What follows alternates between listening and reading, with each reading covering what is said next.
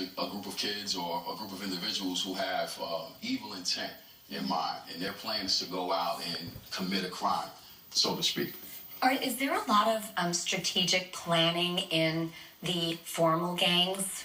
Absolutely. I would say, you know, not being a person that's familiar with gangs myself, but just growing up in an inner city neighborhood, there's definitely some strategy in order to be a part of a gang. I think a lot of times people underestimate the power of gangs because they don't understand that it is so strategic. And, you know, there is a plan to actually, you know, get something done. And if there's no strategy, then that plan will not be able to move forward. Do you find that leaders of gangs are usually older, or can they be younger? It really doesn't, you know, it could be any age. Well, I mean, I think the reality of what the leader does is the leader is the manipulator. So that's the person who's able to control mentally without necessarily having to inflict physical harm. That leader can be someone who's younger or older. You know, maturity comes with, you know, not necessarily age, but with the acceptance of responsibility. So we know that when, you know, a person is in that leadership position, it's not so much an age thing. It's more so that person may be the strongest person mentally, and they're able to control and kind of puppet master, if you will, everything that's going on. They're having that influence on everybody. Absolutely. Wow. So talk about some of the issues in kids' lives that would cause them to feel like they want to be a part of the gang and even go and commit violent crimes. Well, one of the reasons why kids join gangs is because they want to belong. You know, as children, we all want to fit in. Yeah. We want to be, you know, part of a group. You know, so one of the reasons why they get involved is because they want that family feeling and that family connection. And sometimes because they may not have that family feeling or that connection at home, they're willing to do anything just to belong. And it's very sad. That's what I was going to ask you. Do you feel like sometimes they would just do anything to get it because Absolutely. they feel so rejected that if these people are making them feel, you know, accepted? Right. Wow. So is that more of a deception? I mean, it's one of the greatest deceptions, Yeah. you know, that we know about. I think just because you want to belong, you're willing to go to the limit just to be involved. And I think as a child, you don't really fully understand the magnitude of what that means Right. when you get involved. So you just say, well, if this is what it takes, then I'll do it, not knowing that, you know, it can be something devastating. Even if you really don't want to do it, but you're like, all right, you're telling me, yeah. And then it gets easier, Absolutely. I guess, right? How does the community need to get involved when it comes to helping people to steer clear of these wrong paths? Well, one of the things that the community can easily do is, you know, have an outlet. I think a lot of times kids are involved in gangs because there is no other outlet.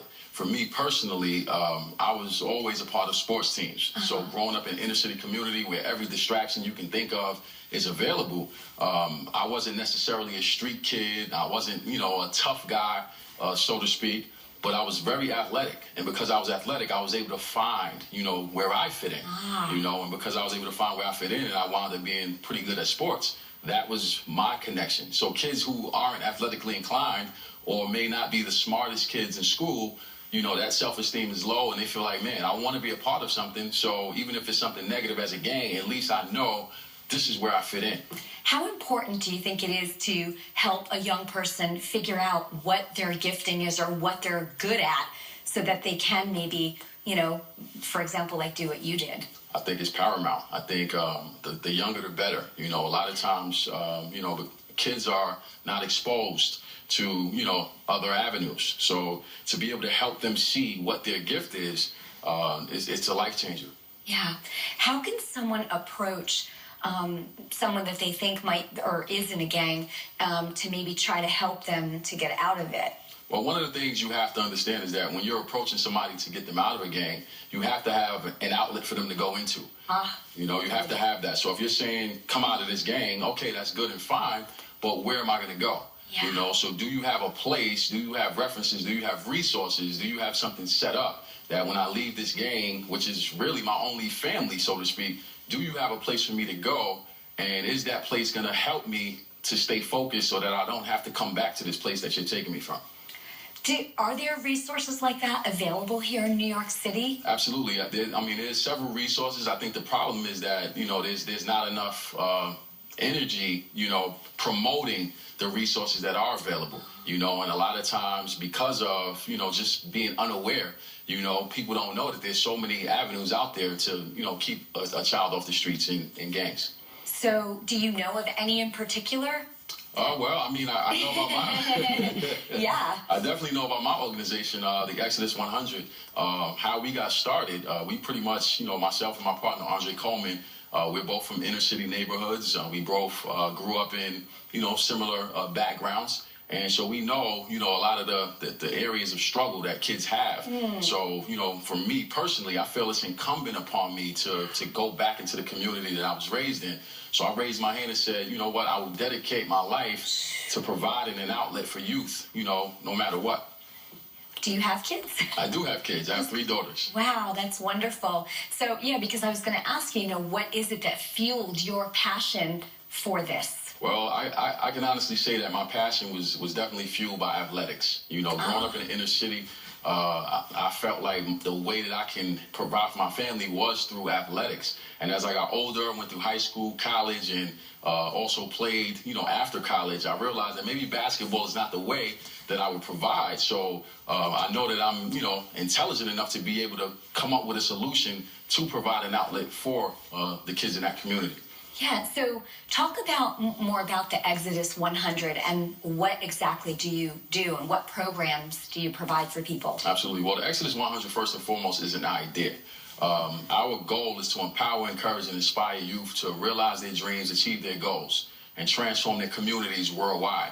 So one of the ways we do that is we have a group of people in our personal network who are all from different backgrounds, socioeconomic backgrounds, as well as ethnicities, and various careers, and we'll have them come out and speak to the kids that we work with. And by kids being able to see this vast group of individuals from so many different backgrounds speaking to them, what it does is, one, it empowers them, it encourages them, and it inspires them. But two, what it does is that it gives them an opportunity to say, you know what, maybe there are more careers than just a few careers out there. And if I'm not athletic, or I may not be the smartest person in the world, because these individuals have, decided to speak to me today, now they're giving me permission to dream bigger than what I can even see. Is there a certain age range that you work with? Yes, the age range is 8 to 18. 8 to 18. Yeah, so a pretty, big group. So we usually break the kids up from 8 to 10, and then 10 to 13, and then from 13 to 18. Do you sometimes have people that have been in gangs that come and listen to your speakers and then their lives are transformed? Right now, we have a couple kids who, have been involved in gangs, so to speak. And, we do have people that come out and speak to our kids. We have a couple of adults who are actually former gang members as well that have volunteered their time just to come out and share, their experiences about why they shouldn't be involved in that type of lifestyle. Have you seen some real-life transformations through what you're doing? Absolutely. We've been very fortunate to see some transformation through some of the kids that we work with. We have... I was going to say a success story? Yeah, absolutely. We have a couple kids that we're working with out in the Westchester area. And, they've been in a string of trouble, for most of their lives. And by us being able to come in and talk to them, just something as simple as us being there has provided them hope that, they can see themselves doing something greater. Yeah. So, just being around and being available and being able to be accessible via email, telephone call, or even, present physically has helped. And, kids are, feeling like they have some hope. Do you find that most people who are involved in gangs, a lot of times they don't maybe have a father figure in their life? Oh, absolutely. I mean, if you look at the connection between guys or, young ladies who are in gangs, most of the time there's no male presence and there's no father figure in their lives. And so that definitely happens. It happens. Do you find a lot of females in gangs as well? Well, I mean, some. Not as much as, the males, but there are some females who do join gangs just because they want to belong. So these 3 youngsters from Westchester, were they all friends? Were they in a gang together? No, these are all separate children. They all had different cases. Some of them were, Bloods, Crips, or, different from a different gang. And what we did, we provided them an outlet, and we were able to talk to them and just really just verbalize that there is an opportunity But you have to be willing to change. And one thing that we do, we never try to make it seem like, we're going to save, a kid. We provide them an opportunity, we provide them an outlet, and then we tell them very upfront that you have to be willing to change. And it's going to be the hardest thing you've ever done in your life. But if you're willing, then you'll be able to do it. So basically, you're laying before them a choice. Absolutely. But you provide for them all the reasons and all the, oh my gosh, that's so good, because you're not taking all the responsibility. Absolutely not. But you're putting it on them, but you're opening their eyes to something that they didn't consider before. Absolutely. That's so good. Absolutely. So say, for example, if someone is watching right now, maybe a parent of someone, a single mom, she knows her son's in a gang, she doesn't know how to help him. Right. What does she do? Well, one thing, Mom, hang in there, because we all go through changes as children growing up. But definitely, provide, the children an opportunity to see something different and to be around something different. And what we provide at the Exodus is that we provide, kids an opportunity to hope. So even if that means, multiple people who are successful in careers that we never even heard of, just that hope alone is enough to give a kid a chance to say, maybe I don't need to go this route. And maybe the mom can check out your website, see what's happening, events. Absolutely. And invite www.theexodus.org. Okay. Well, thank you so much for being with us today. Thank you for watching Joy in Our Town, and we will see you next time.